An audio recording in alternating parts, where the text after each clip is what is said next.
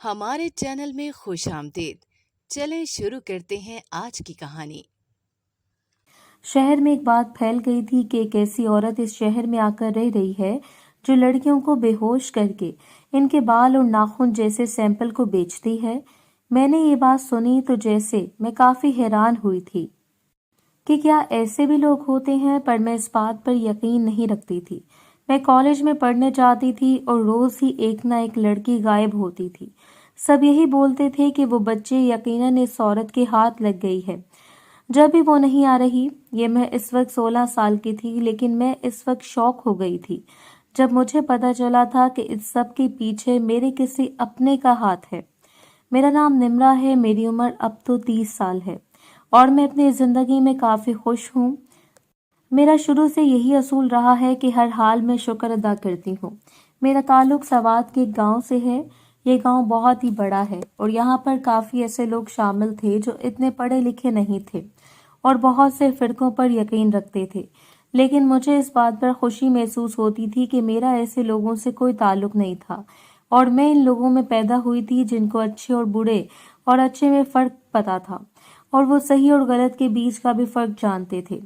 یہ لیکن میرے ننیال میں ابھی یہی رواج تھا، پر جب بھی ابو اور امی کے آپس میں شاید کوئی بحث ہوتی تھی تو ابو جیسے ہی جاب تلاش کی تھی جو کہ کسی اچھے شہر میں ہوئی تھی تو ان کی آگے کی زندگی شہر میں گزری اور وہ بھی خوش ہو جائیں۔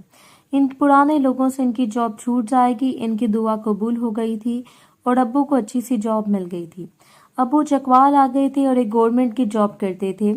ان کی اتنی سیلری نہیں تھی، لیکن امی ہر حال میں ان کا ساتھ دیتی تھی۔ ابو کی جاب بھی ٹف ہوتی تھی، پر امی نے اس بات پر بھی سمجھوتا کیا تھا۔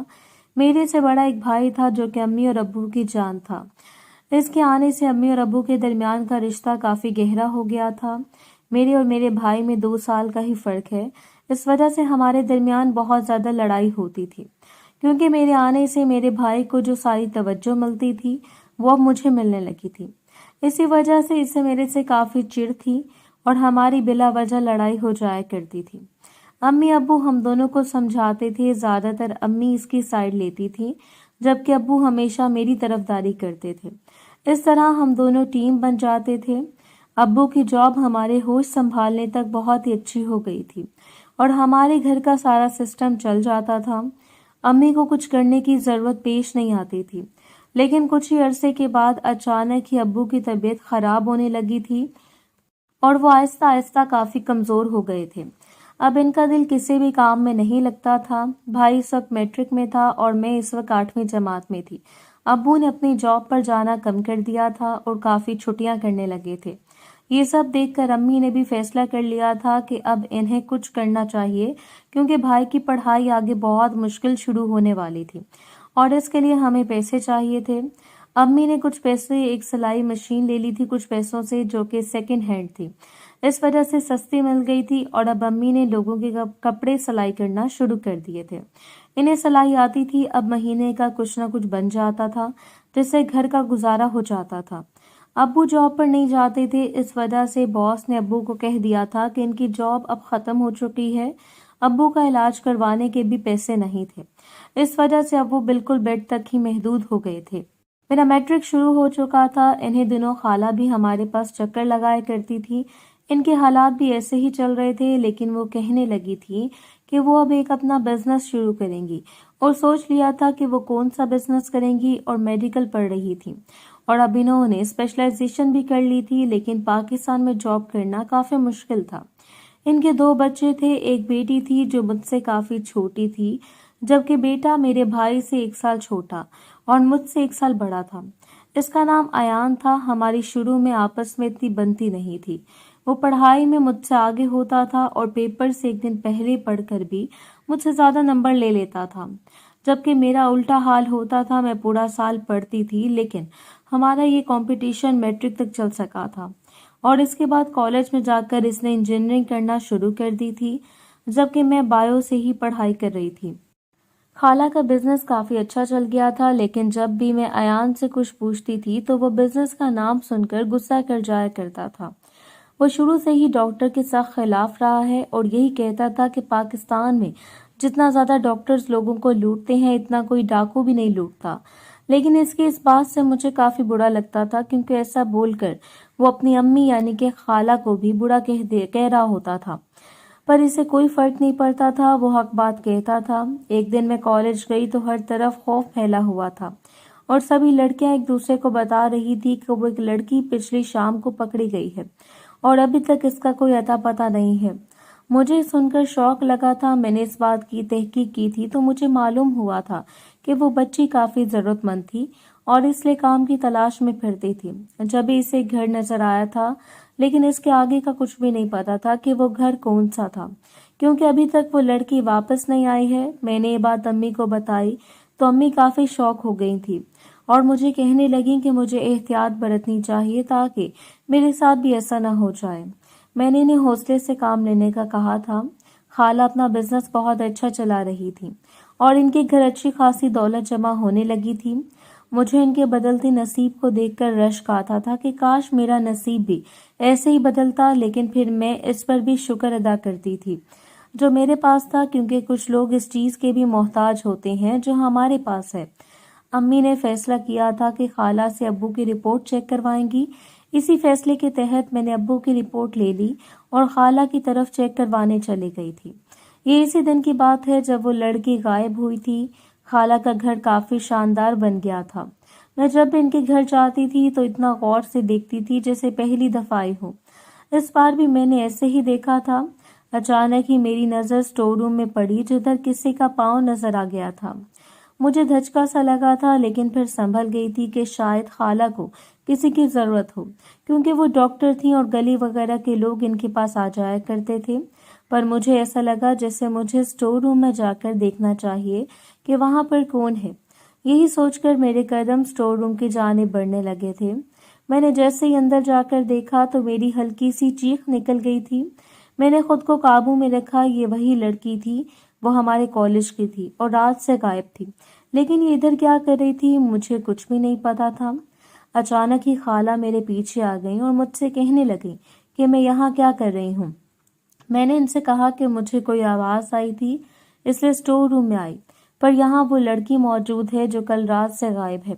خالہ نے میری بات سنی تو کنفیوز ہونے لگی تھی، لیکن پھر کہنے لگی کہ یہ لڑکی گلی کے پاس بے ہوش ملی تھی اور کسی بھلے مانس نے اسے خالہ کو دیا تھا، لیکن اس لڑکی کو تو ہوش نہیں آ رہا، اس لیے خالہ نے اسے اسٹور روم میں شفٹ کیا تاکہ جب ہوش آئے تو اس کے پاس خالہ آ جائیں اور اس کا ایڈریس پوچھ کر واپس لے جائیں۔ میں نے سکھ کا سانس لیا تھا، لیکن یہ بے ہوش کیسے ہو گئی تھی؟ یہ بات کافی عجیب تھی۔ میں نے ابو کی رپورٹ دکھائی۔ خالہ نے وہ رپورٹ دیکھی تو کہنے لگیں کہ ابو کو تو دل کا دورہ پڑا ہے، ان کا دل کافی کمزور ہے، تبھی وہ بہت مایوس رہتے ہیں، اس لیے ہمیں چاہیے کہ ہم ان کے ساتھ زیادہ سے زیادہ گھل مل کر رہیں اور انہیں کسی بھی قسم کی ٹینشن نہ ملے۔ میں بھی واپس آ گئی تھی۔ اگلے دن کالج گئی تو پتہ چلا کہ وہ لڑکی مل گئی ہے۔ میں نے سکھ کا سانس لیا، لیکن یہ سب کسی کو بھی نہ بتایا کہ خالہ نے اس لڑکی کو اپنے گھر میں رکھ لیا تھا، کیونکہ کوئی بھی خالہ پر شک کر سکتا تھا۔ لڑکیاں بتانے لگی تھی کہ اس لڑکی کو کچھ بھی یاد نہیں ہے کہ وہ کس کے پاس رکی تھی اور کیا کرنے گئی تھی۔ اس لڑکی کے امی ابو نے اس کے ٹیسٹ کروائے تھے تاکہ پتہ لگایا جائے کہ اس کے ساتھ کچھ غلط نہ ہوا ہو۔ اس پر معلوم ہوا کہ لڑکی کو کسی چیز کی کمی ہے۔ سب لوگ شوق ہو گئے تھے کہ اچانک سے رپورٹ اتنی چینج کیسے ہو سکتی ہے۔ اب ہمیں پتہ چلا تھا کہ وہ کوئی بھی تھا، اس نے لڑکی کو بے ہوش کر کے اسے کچھ کیا ہے۔ تبھی وہ لڑکی کافی کمزور لگ رہی تھی۔ ہر طرف خوف و ہراس پھیل چکا تھا۔ میں نے بھی امی کو گھر جا کر بتایا۔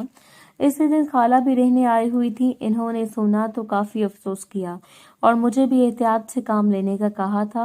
جب بھی میں کہیں باہر جاؤں تو ماسک لگا کر جایا کروں تاکہ کسی کے جھانسے میں آ کر میں بھی بے ہوش نہ ہو جاؤں۔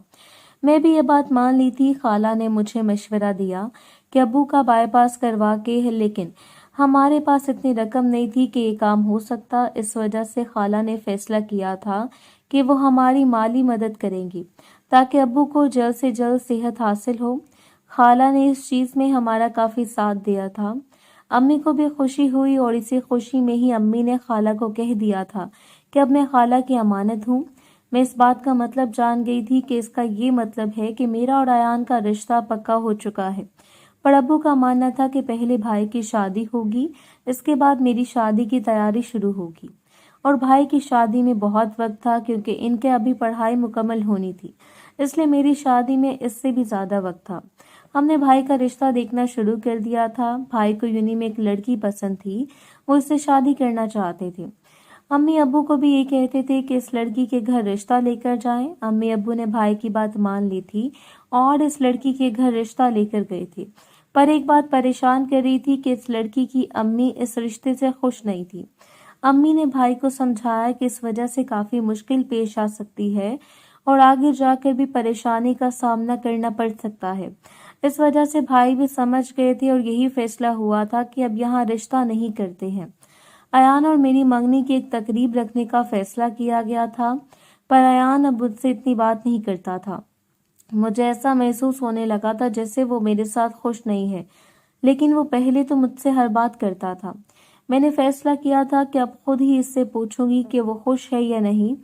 یہی سوچ کر اس سے میں نے بات کی تو وہ مجھ سے کہنے لگا کہ ایسی کوئی بات نہیں ہے، وہ اس رشتے سے خوش ہے، لیکن وہ پریشان اس بات سے ہے کہ مجھے کوئی پریشانی نہ ہو، کیونکہ ان کے گھر کا ماحول اب ہمارے گھر کے ماحول سے کافی بدل گیا تھا۔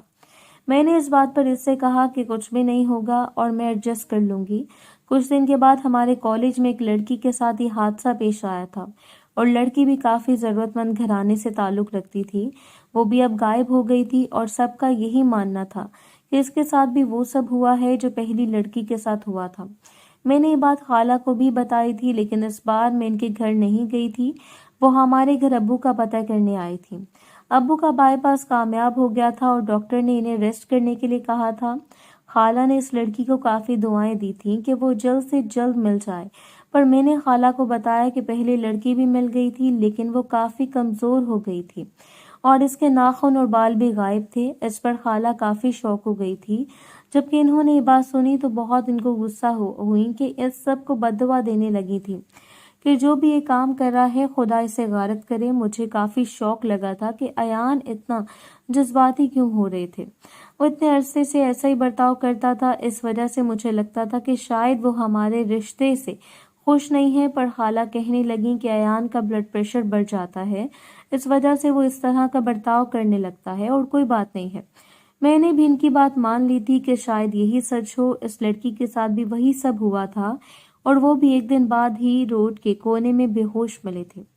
سب لوگ ہی پریشان تھے، اس سے بھی اس طرح کی کمزوری ہو گئی تھی جو پچھلی لڑکی کو ہوئی تھی۔ سب لوگوں نے اس سے پوچھا کہ اس کے ساتھ کیا ہوا تھا، جب وہ کہنے لگی تھی کہ وہ تو کام کی تلاش میں تھی اور اس سے نہیں پتا تھا کہ آگے کیا ہوا تھا، اسے اس کے علاوہ کچھ بھی یاد نہیں تھا۔ سب لوگ اس واقعے سے کافی پریشان ہو گئے تھے، اس لیے اب لڑکیوں کا باہر نکلنا بند ہو چکا تھا۔ اس کے علاوہ اگر کوئی بھی کام کی تلاش میں جاتا تو کسی کے گھر جانے سے انکار کر دیتا تھا۔ بھائی کا ایک اچھی جگہ سے رشتہ آ گیا تھا اور اس کی منگنی ہو گئی تھی۔ اب اس کی شادی کی تیاریاں شروع ہو چکی تھیں، اس کی پڑھائی مکمل ہو گئی تھی اور وہ بہت اچھی جاب کر رہا تھا۔ ہم سب لوگ بھی بہت خوش تھے کہ اب ہمیں کسی کا محتاج نہیں ہونا پڑے گا۔ ایان بھی کافی حد تک سنبھل چکا تھا، لیکن جب بھی خالہ اپنے بزنس اور کام کی بات چھیڑتی تو اس کا میٹر شارٹ ہو جاتا تھا اور وہ کافی جذباتی ہو جاتا تھا۔ اسے سمجھ نہیں آتا تھا کہ وہ کیا رد عمل ظاہر کرے۔ مجھے اس کی سمجھ نہیں آتی تھی کہ ایک دفعہ خالہ نے بتایا کہ اب ان کا بزنس نہیں چل رہا ہے اور چیزوں کی سپلائی بہت کم ہو چکی ہے۔ یہ بات میں نے سنی تو شوق ہو گئی تھی اور خالہ سے پوچھا کہ وہ کب چیزوں کی سپلائی کرتی تھی۔ اس پر وہ کہنے لگیں کہ ان کی سپلائی میڈیکل کے حوالے سے ہے۔ میرا بھی میڈیکل شروع ہو چکا تھا تو خالہ کہتی ہیں کہ جلد ہی وہ مجھے بھی اپنے کام میں شامل کر لیں گی۔ مجھے یہ بات سن کر کافی خوشی ہوئی تھی، لیکن ایان نے بات سنی تو وہ دوبارہ سے غصہ ہونے لگا تھا اور مجھ سے کہنے لگا کہ میں انہیں انکار کر دوں، کہ میں ان کے کام میں ان کا ساتھ نہیں دوں گی۔ مجھے کافی برا لگا تھا اور میں نے آرام سے کہہ دیا تھا کہ میں ایسا ہی کروں گی جیسا وہ چاہے گا۔ اس بات پر وہ چپ ہو گیا۔ میں بھی اصل میں چپ ہی کروانا چاہتی تھی، لیکن یہ ارادہ کر لیا تھا کہ اپنے خالہ کے ساتھ مل کر کام کروں گی۔ بھائی کی شادی کے دن قریب آ گئے تھے اور ہم سب نے کافی انجوائے کیا تھا۔ بھابھی بھی کافی اچھی تھیں اور بہت ہی خوش اخلاق تھیں۔ میری ان کے ساتھ کافی بنتی تھی۔ اب میری اور ایان کی شادی کی تیاری شروع ہو گئی تھی۔ ایان اس وقت سے خوش ہو گیا تھا جب سے میں نے اس سے کہا تھا کہ میں خالہ کے بزنس میں ان کا ساتھ نہیں دوں گی۔ پر ایک دن میں شاپنگ کے بعد سیدھا خالہ کے گھر چلی گئی تھی۔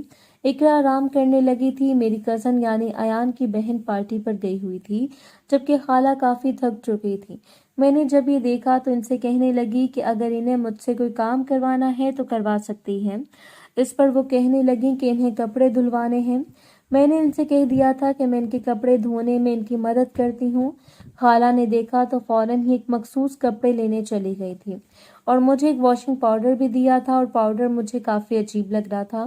ایان نے مجھے ایسا کرتے ہوئے دیکھا تو وہ کافی جوشیلا ہو گیا تھا کہ اب میں ہی بچ گئی ہوں اور مجھ سے ہی یہ کام کروائے جائیں گے۔ میں نے اس کا غصہ دیکھا تو مجھے بھی کافی برا لگا تھا کہ ایسی بھی کیا بات ہے کہ میں اس کی ہونے والی بیوی تھی، اور اگر یہ کام کر بھی رہی تھی تو اس میں کیا حرج ہے۔ پر وہ کافی چلانے لگا تھا جیسے کسی اور ہی بات ہو۔ خالہ نے بھی ایسا کرتے ہوئے دیکھا تو مجھے کہنے لگی کہ یہ تو پاگل ہی ہو گیا ہے۔ یہ کہہ کر خالہ نے اسے باہر بھیج دیا اور مجھے اپنا کام جاری رکھنے کا کہا۔ کچھ دیر بعد ہی مجھے عجیب سی طبیعت کا احساس ہوا اور ایسا لگ رہا تھا جس سے مجھے بہت نیند آ رہی ہے، لیکن میری نیند تو پوری تھی۔ اچانک ہی میری آنکھیں بند ہو گئی تھی۔ تقریباً 2 گھنٹے بعد ہی میری آنکھ کھلی تو میں بیڈ پر لیٹی ہوئی تھی اور آس پاس کوئی بھی موجود نہیں تھا۔ مجھے کافی حیرانگی ہوئی تھی، پر میرے ساتھ کیا ہوا، اچانک ہی خالہ اپنے ساتھ ایک دودھ کا گلاس لے آئیں اور مجھ سے کہنے لگیں کہ میں چکر کی وجہ سے بے ہوش ہو چکی ہوں، یہ سب اسی وجہ سے ہو رہا ہے۔ مجھے کافی عجیب لگا تھا، لیکن مجھے محسوس ہو رہا تھا کہ مجھے کمزوری ہو گئی ہے۔ اس سے دودھ کا گلاس پی لیا تھا۔ خالہ نے مجھے کپڑے دھونے سے منع کر دیا تھا اور میں واپس اپنے گھر چلی گئی تھی، لیکن مجھے گھر جاتے ساتھ ہی کمزوری کا احساس ہو رہا تھا، اور میں نے امی سے بھی اس بات کا ذکر کر دیا تھا کیونکہ نوٹ کر رہی تھی کہ میری کیفیت پہلے جیسی فریش نہیں ہے، اس لیے میں نے انہیں بھی بتا دیا تھا کہ میں بے ہوش ہو گئی تھی۔ امی نے مجھے کہا کہ مجھے اپنا ٹیسٹ کروانا چاہیے یا پھر چیک کروانا چاہیے۔ اس پر میں نے ان سے کہا کہ خالہ سے ہی میں چیک کروا لیتی ہوں۔ یہ سوچ کر میں خالہ کے پاس گئی، لیکن وہ کہنے لگیں کہ مجھے کچھ بھی نہیں ہوا ہے اور میں بالکل ٹھیک ہوں۔ اس بار ایان بھی گھر ہی تھا۔ اس نے جب دیکھا کہ میں بے ہوش ہو گئی تھی تو کہنے لگا تھا، اس نے کہا تھا کہ میرے ساتھ کچھ ایسا ہوگا۔ میں شوق ہو گئی تھی کہ وہ کیا کہنا چاہتا تھا، اس کی اب اس بات کا کیا مطلب تھا، لیکن خالہ نے اسے چپ کروا دیا تھا۔ مجھے اب اور بھی تجسس ہونے لگا تھا۔ میں نے گھر آ کر اس سے پوچھا تو کہنے لگا کہ اگر دوبارہ میں نے کپڑے دھوئے تو میں ماسک لگا کر دھوؤں اور پھر بے ہوشی کا ڈرامہ کروں، مجھے سب پتہ چل جائے گا۔ اس کی بات پر کافی شوق ہو گئی تھی، لیکن پھر میں سوچنے لگی کہ اگر ایان ایسا چاہتا ہے تو مجھے یہ کرنا ہوگا۔ اس کے بعد میں اس کے گھر دوبارہ سے چلی گئی۔ خالہ تو کہنے لگی کہ اگر کپڑے دھلوانے ہیں تو میں دھو دیتی ہوں۔ خالہ خوش ہونے لگی تھی، مجھے واشنگ پاؤڈر دے کر باہر چلی گئی۔ میں نے ماسک لگا لیا اور کپڑے دھونے لگی۔ کچھ ہی دیر بعد بے ہوشی کا ڈرامہ کیا۔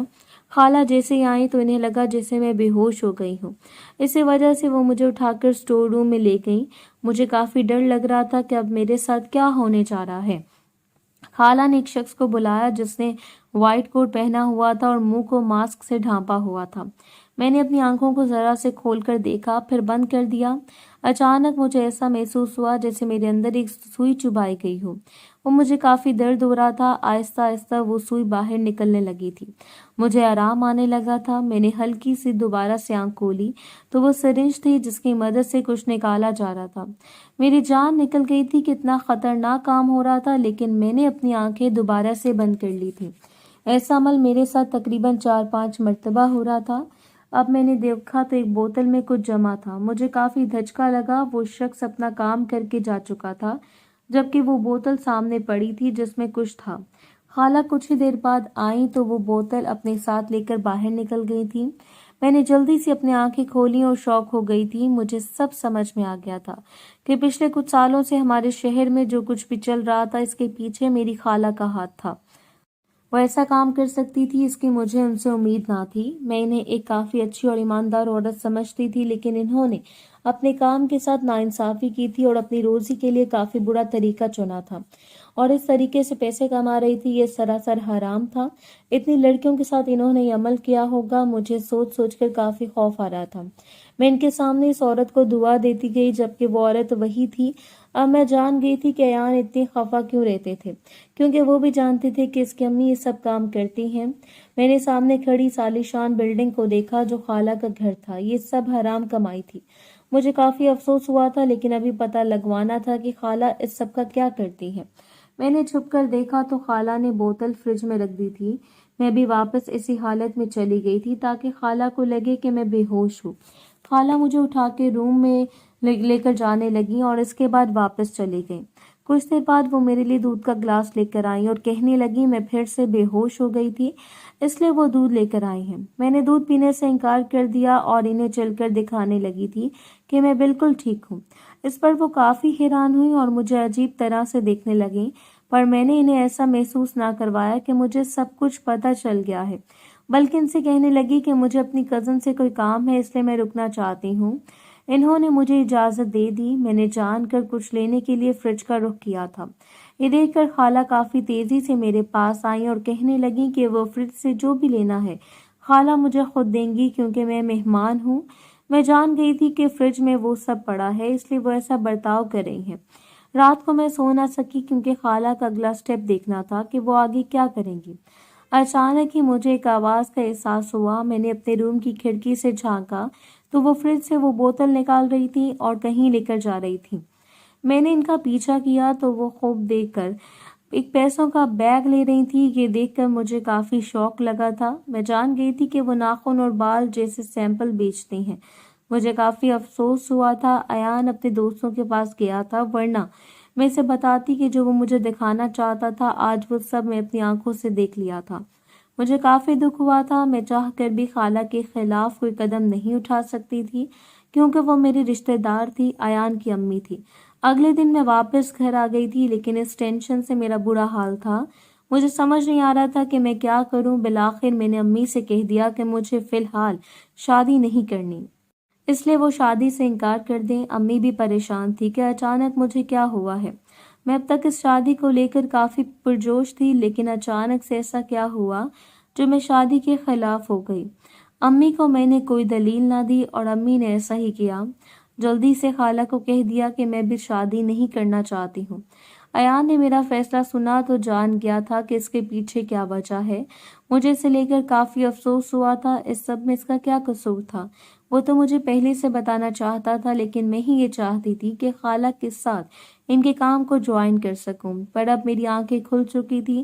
میں ایان سے بات کرنا چاہتی تھی کہ مجھے خالہ کو سمجھانا ہے کہ جو انہوں نے کیا ہے وہ بہت غلط ہے، لیکن شاید قسمت کو کچھ اور منظور تھا اور میرے یہ سب کرنے سے پہلے انہیں قانون سے پکڑ لیا تھا۔ اچانک یہ خبر چلنے لگی تھی کہ وہ سیمپل جن کو فراہم ہوتے ہوئے اس کمپنی کا پتہ لگا لیا گیا ہے اور وہ کمپنی کافی خفیہ ہے۔ ان کا کہنا ہے کہ انہیں سیمپل کسی عورت کے ذریعے ملتے ہیں۔ اس کمپنی سے اس عورت کا پتہ معلوم کیا جا رہا ہے، پر وہ لوگ بتا نہیں رہے، لیکن سب کی کوشش جاری ہے۔ یہ خبر امی نے سنی تو وہ بہت خوش ہو گئیں۔ انہیں کیا معلوم تھا کہ وہ عورت ان کی اپنی سگی بہن ہوگی، پر میں نے کچھ نہیں بتایا تھا کیونکہ مجھے موقع صحیح نہیں لگ رہا تھا۔ میں اچھے موقع کی تلاش میں تھی۔ ایان کا فون آیا تھا، کافی ڈر گیا تھا کہیں اس کی امی کے ساتھ کچھ ہونا جائے، پر میں نے اسے حوصلہ دیا تھا اور اسے اس حقیقت سے سامنا کروایا تھا کہ وہ انسان ایسی حرکت کرتا ہے، اس کا خمیازہ بھگتنا پڑتا ہے۔ وہ منیڈر ہو گیا تھا۔ کچھ دن بعد پولیس نے خالہ کے گھر پر چھاپا مارا تھا اور اس کا کہنا تھا کہ اس کمپنی نے اس گھر کا پتہ بتایا ہے۔ خالہ کافی ڈر گئی تھی اور رونے لگی تھی۔ بالآخر وہ مان گئی تھی کہ اس سب کے پیچھے ان کا ہاتھ تھا۔ پولیس نے قانون کا استعمال کر کے خالہ کو جیل میں ڈالا تھا۔ ایان اور میری کزن کافی پریشان ہو گئے تھے۔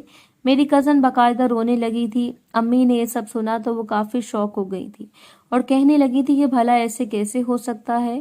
اس میں نے امی کو اپنے بے ہوش ہونے کی وجہ بتا دی تھی۔ وہ میری بات سن کر کافی شوق ہو گئی تھی کہ خالہ ایسے کیسے کر سکتی ہیں۔ ابو کو بھی کافی غصہ آیا تھا، لیکن کچھ دن بعد ان کا غصہ ٹھنڈا ہوا تھا۔ 2 ماہ ایسے ہی گزر گئے تھے اور خالہ کو جیل سے رہائی نہیں مل سکی تھی۔ کزن نے بار بار ایک ہی بات کی رٹ لگائی ہوئی تھی کہ امی کو جلدی سے جس بھی حال میں چھڑواؤ، کیونکہ وہ اتنی مضبوط نہیں ہے، وہ قید برداشت نہیں کر سکیں گی۔ میں بھی سمجھتی تھی کہ ماں کے لیے اسے کافی برا لگ رہا ہے۔ ایان اور میرے بھائی نے مل کر پلان کیا تھا کہ وہ کسی وکیل کے ذریعے سزا کو کم کرواتے ہیں۔ اس کام کو بھی 1 ماہ ہو گیا تھا۔ چند روز کے بعد خالہ واپس اپنے گھر آ گئی تھی۔ انہوں نے سب سے معافی مانگی تھی اور میں نے بھی انہیں معاف کر دیا تھا۔ ہماری شادی کی تیاری پہلے ہی رک چکی تھی اور خالہ کو معلوم ہو گیا تھا کہ ان کی وجہ سے شادی رک گئی ہے۔ خالہ نے مجھ سے بات کی تھی اور کہنے لگی تھی کہ ایان کے لیے میں اس شادی کو ہاں کر دوں، کیونکہ خالہ نے جو کچھ بھی کیا اس میں ایان کا کوئی ہاتھ نہیں تھا، بلکہ وہ اس چیز کے سخت خلاف تھا۔ بس خالہ ہی پیسے کے سامنے اندھی ہو گئی تھی۔ میں نے ان کی بات پر ہاں کر دی۔ شادی کے لیے ایک دفعہ پھر شادی کی تیاری شروع ہو گئی تھی۔ بھائی اور بھابھی کو بھی ایک ننھا سا بیٹا ہوا تھا جو کہ کافی پیارا تھا۔ ابو کی طبیعت اب بالکل ٹھیک ہو گئی تھی، اس وجہ سے انہوں نے کوشش کرنا شروع کر دی تھی انہیں پھر سے کوئی اچھی جاب مل جائے۔ ہم سب نے انہیں یہی مشورہ دیا تھا کہ وہ بھی جاب نہ کریں۔ بھائی نے یہی کہا تھا کہ ان کا کہنا تھا وہ گھر پر اب نہیں بیٹھ سکتے، اور انہوں نے سب کو یہی کہا تھا کہ اگر کسی کو کام سے روکنا ہے تو امی کو روکے جو اب تک لوگوں کے کپڑے سیتی ہیں، لیکن امی کو بھی بھائی کافی سمجھاتے تھے کہ وہ اب یہ کام بالکل نہ کریں، کیونکہ بھائی کی اتنی تنخواہ تھی کہ گھر چل جاتا، پر امی بھی سمجھتی نہیں تھی۔ ابو نے جاب کرنا شروع کر دی اور امی نے سلائی کا کام کافی کم کر دیا تھا، کیونکہ اب وہ اپنے پوتے کو ٹائم دیتی تھی، اور شادی بھی کافی دھوم دھام سے ہوئی تھی اور اس پر سب لوگ بھی خوش تھے۔ سب کو خوش دیکھ کر میں بھی کافی خوش ہو گئی تھی اور میری ہاؤس جاب شروع ہو گئی تھی۔ ایان نے میری پڑھائی ختم کرنے میں کافی ساتھ دیا تھا، کیونکہ پڑھائی میں نے شادی کے بعد ختم کی تھی۔ خالہ بھی میرا کافی ساتھ دیتی تھی۔ ایان نے مجھ سے بول دیا تھا کہ ہم نئی زندگی آرام سے شروع کریں گے اور مجھے کسی بھی قسم کا دباؤ یا ٹینشن لینے کی ضرورت نہیں ہے۔ میں نے اس بات کا کافی احترام کیا تھا۔ مجھے بہت خوشی ہونے لگی تھی کہ وہ میرا بہت خیال رکھتا ہے۔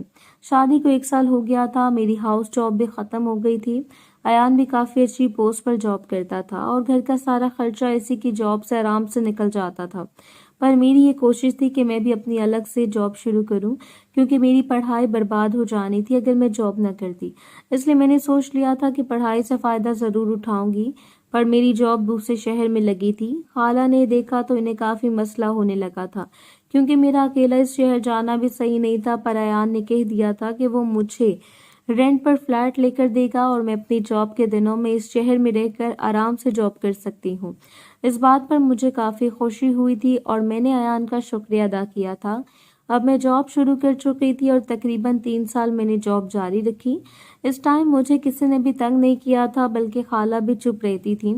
وہ جانتی تھی کہ ایان کو مسئلہ نہیں ہے، ہر ہفتے واپس چلی جایا کرتی تھی۔ لیکن اب 4 سال بعد خالہ نے ہمیں کہنا شروع کر دیا تھا کہ ہمیں اپنی شادی شدہ زندگی پر بھی دھیان دینا چاہیے۔ وہ جب بھی میرے بھائی کے بچوں کو دیکھتی تھی تو انہیں بھی اس چیز کی حسرت ہوتی تھی کہ وہ بھی بچوں سے کھیلیں اور انہیں دادی والا پیار دیں۔